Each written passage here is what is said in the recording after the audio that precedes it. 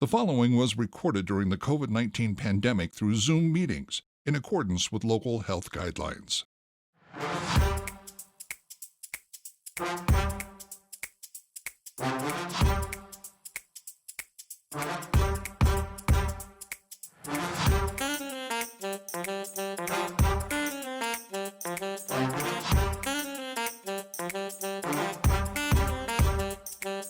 Hi, I'm Mike Maloney, and welcome to another CSRM podcast. Today's episode is hosted by Dr. Greg Linville.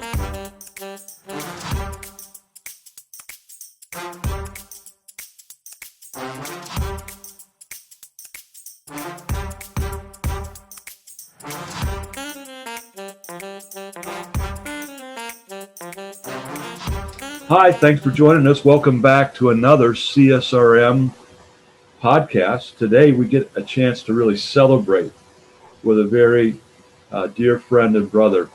And John Longworth is with us today. John, thanks for coming on with us. Yeah, my pleasure. Thanks for having me. And it's because you now have, as of this past summer, celebrated 20 years in the sports rec and fitness. What's your official title there at the church? My official title is Pastor of Recreation and Senior Adults. So I wear a couple of hats. Recreation and senior adults. And you started there. And am I right that this is the only church that you served in this capacity? It is. I served as, it's kind of a funny story, but in college served as Minister of Music and Youth at Germantown Baptist Church in Brownsville, Tennessee. So I was on staff there for about 3 years and spent some time in corporate communications, broadcast communications, and have been here a member of the church for 11 years before joining the staff, and then on staff for 20 years. So I've been plugged into the life of this church for about 31 years now. For some 30 years, but 20 years in this capacity. Correct. What would you say was your biggest surprise? You were at the church for 10 or more years, and then you came onto this position. What's your biggest surprise? Gosh, probably it would be and I share this with young staff members that join our team, especially folks that, students, for example, that have been in the church for a little while. But you know, when you make that transition from a church member to somebody on staff at the church, you begin to see things a little differently. You see behind the curtain and things that take place behind the scenes. And sometimes you see people in different lights. Uh-oh. No, I try to encourage our young staffers to remember that Jesus died for all of us and that we're all sinners. And sometimes they will see pastoral staff or deacons or Sunday school teachers or others react or act in ways that might be a little unexpected, that there might be times when, especially in a sports setting, where our flesh will take over and we might say or do things that you wouldn't expect a pastor or a staff member or Sunday school teacher or deacon to say in any setting. But in a church sports setting, you come to expect the unexpected. Well, and you know, that's a perfect segue into where I want to go next with you, because there's somebody who just couldn't help but get in on this. And he just said, I got to get in on this, and welcome David Waddell. And we segued into John. I asked John what his biggest surprise was when he went from one kind of, he came onto the staff as a sports minister. I said, you were there at the church 10 years before, and then you came down in 20 years in this capacity. What was your biggest surprise? And he said, basically the way that the staff acted on the sports courts and all that. So, and then you came on, and I just said, this is pure God, right? It is, and good timing also. Well, we welcome David Waddell to our time, and David and John worked together for a long time. And so, John, we just thought we'd surprise you a little bit and let you know that there's other people that are truly rejoicing in the fact that you've been doing this 20 years. Maybe some of that, at least, is that David Waddell stopped doing it there. But but David, your perspective, why was John perfect for this role 20 some years ago? Well, first of all, I want to use my best John Longworth voice and just say, John Longworth, this is your life. Just if you call the main church number to Germantown Baptist, you get John's voice. Perfect radio and television voice, but that came from his background as well.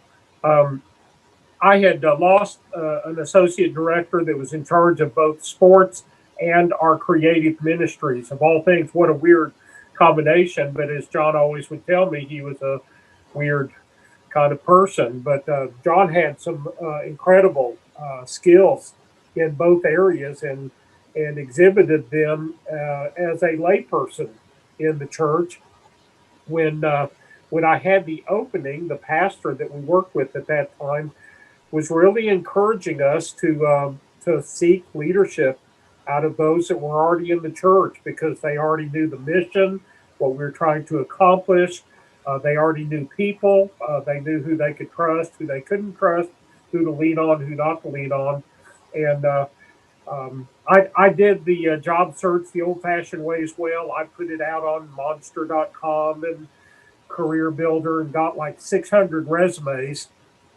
One of them I enjoyed.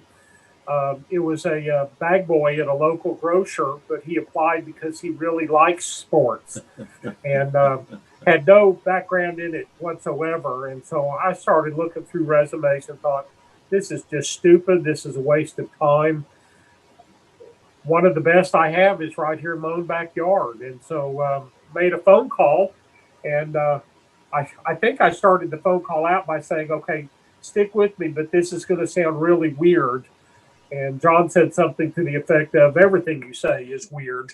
But we started the process, and I will tell you, the church barely remembers me other than the fact that I brought John on to staff. That may be the best thing I did for Germantown Baptist. Man is brilliant. He's a great leader, great visionary. And he also has that detail orientation. Things don't fall through the crack with him. In fact, there's a great story on that. If you want that now, or I can tell it later.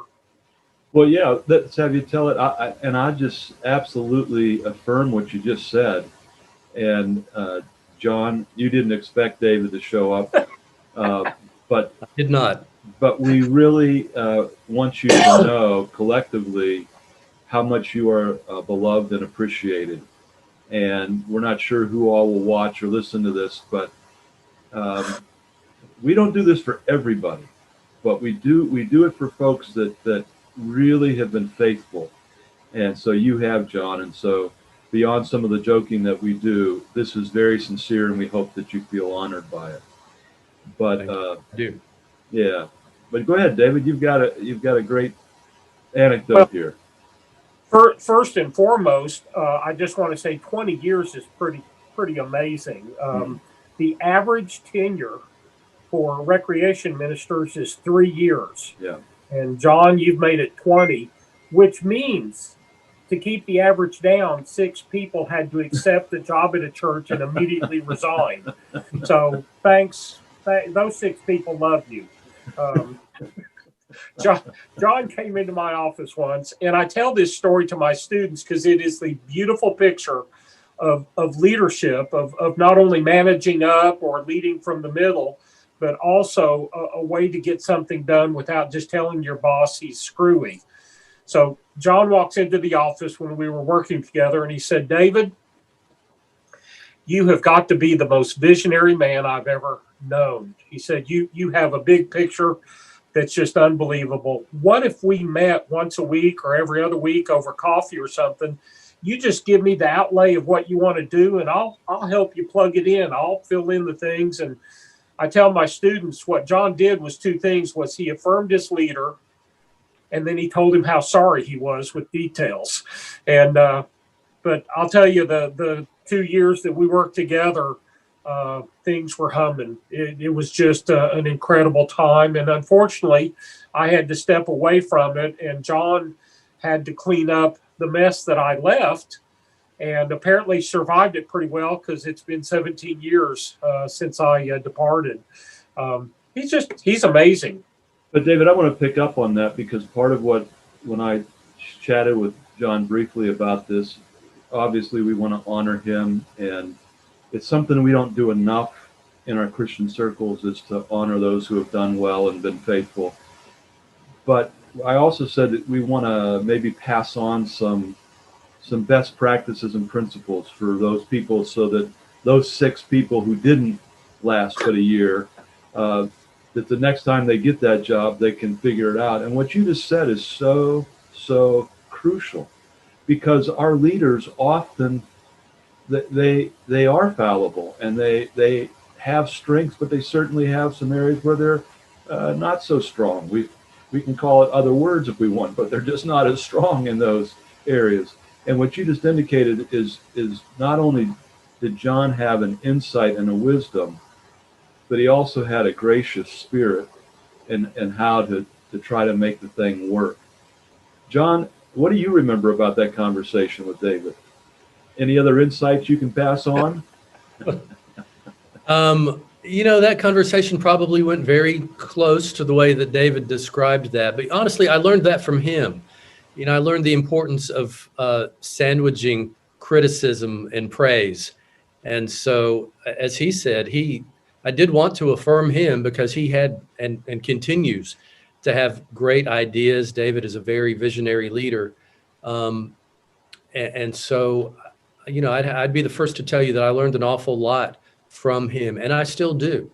And so I'm grateful for the role that he's played in my life. But as you said, we all have strengths and weaknesses, and I think it's important to surround ourselves with people who have strengths in areas where we have weaknesses. And when we're willing to do that, when we're willing to acknowledge our weaknesses and allow people who have strengths in those areas to rise to the occasion, they make us look better and smarter than we really are. And as a team, we accomplish more. And so David was and continues to be humble enough to allow people to shine. And it takes a special person or special people to do that, because so many people want to be at the top of the totem pole, and they're not willing to share that spotlight with others. But when we share that spotlight, I just think, in a Christian setting especially, we accomplish so much more. In many ways, we say we're out there preaching the gospel, even when we're not using words. And the Christ way of life is seen, so much more seen than it is heard. And I really, the 3 of us, for those of you that may not know, that are listening or watching this, first of all, I will remind you that we're still in COVID days, and so we are not in our regular studios, and you may get a little glitch here or there, sound or audio or video wise. But we the 3 of us just kind of wrapped up a 3-year time together, and David has been for those 3 years our executive director for CSRM, and John was on the board, and he ended the last year or 2 maybe as the board chair. And I would definitely affirm what John just said about David having my being able to serve under him and with him, and also serving under John's leadership as the board chair. And both of these men have that same spirit. Let's keep going on that. David, you want to pick up on anything for that next generation that's coming up, on piggybacking on what John had just said, or other things here? I think, of course, I'm a little disturbed on how this became more of my celebration than John's. But anyway, thank you for your kind words. picking up where you can and recognizing those weaknesses. I have more stories where John supported me in my weakness than I do me supporting him in his. We we were standing out watching a soccer practice one time, and soccer is not my forte. Germantown was the first church I ever worked in that had soccer as a part of their programming. My first week there, a lady complained about her son getting a red card, and I had to ask, is that a bad thing? And those that know soccer know it's the worst thing. But we're standing watching a practice, and I looked at John and I said, those middle fielders are completely out of place. And he said, you have no idea what you just said, do you? And I said, no, but I read it. I read it in a book. So John added the aspect. John has officiated things. He has played things. He programmed things. And so he came into the realm of sports and creative ministries both with an incredible sense of what needed to take place, what has to take place, and when it had to take place. And you don't make it 20 years in a church. And like 17 pastors? How many are you on now, John? Have served under 3 senior pastors and 3 interims, and we are looking for a 4th right now. 4th interim or a 4th senior? 4th senior pastor. Okay, I'll send my resume in. I keep telling you I'm going to do that. Yeah, we look forward to that. And I will say this, I have enjoyed serving under every senior pastor I've had the opportunity to serve under. I've learned something from all of them. And so God has used each of them in my life. And I'm probably better at what I do because of the way they, like you and others, have invested in me. Yeah, let's keep going on this a little bit, because the rough statistics that we have, and we are all serving in a sports ministry world that is grossly under-surveyed and under-researched. But the best that we can tell, only about 10% of the people who start as a sports minister retire as a sports minister. About 40% move outside of the church into some other area. Sometimes that's ministry, like a paraministry, an FCA kind of thing, or to a secular job. And about 40% stay within the church, but they become an administrator or a middle management or associate staff of some sort. They typically keep the sports ministry under their portfolio, but they move to that different role. And I want to come back to another point that talks about how rare it is to serve a 4th senior pastor as well. But John, when you think about where you are today, is your role the same as it was when you started?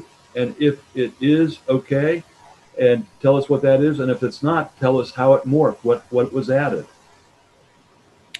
No, I don't think very few people actually start a job, a career of any kind, and it stays the same.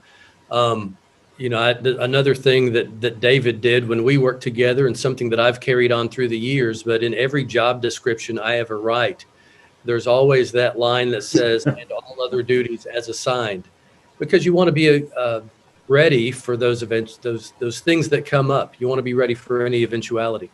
And so I think that applies to me as well. I have served as associate pastor of recreation pastor of recreation and senior adults. There was a 2.5-year period in the life of our church where I served as communications pastor as well, because I have a background in communications and was called on to help start that ministry or build a team in that area. And so as we're back at working with recreation and senior adults, I enjoy what I do. I'm grateful for the opportunities that I have, but yeah, I think you just put yourself out there and make yourself available to help and do whatever's needed in the life of the church. And we've talked about this in some of our candid COVID conversations as we Zoomed back in the spring and summer. But I think whether you're a recreation pastor or serve in any area of the church or in any area of ministry, you make yourself a little bit more valuable or integral to the organization if you're willing to pick up additional responsibility, volunteer, or serve in areas that may be outside your area of responsibility. And I think the more that we're willing to do that, the more we may be appreciated by the church or the people that we report to. They give us additional opportunities to lead or to serve. We're down to our last minute or two here of this segment. We're going to come back with another one, at least one more, and we're wrapping up our time of honoring our brother and our friend John Longworth for 20 years of service there at Germantown Baptist. And John, when we come back, I want to pick up on some other thoughts about that, because part of what we're trying to accomplish here is help the next generation of sports rec and fitness ministers to figure out what they can do and how they can do better in all of these areas. But I would like to just close this segment by what John just alluded to, was that we have done some things in this year of 2020. We had some COVID conversations early in the spring and summer about these kind of topics. Those are all archived. You can get them from our website. And we also are doing Tuesday talks once a month. And on one of those that'll be coming up in the near future, we're talking exactly about that topic, John, about how do we help people to stay and grow and go into the next phase of ministry. So I just want the listeners and viewers to stay with us and know that they can get some of these things in our archives. But we're going to wrap this one up, and when we come back, we're going to talk more about how the next generation, those that are in this, how they can do a better job and be more effective. And David, we hope you'll stick around for that as well. But thanks, John. Thanks, David, for this segment.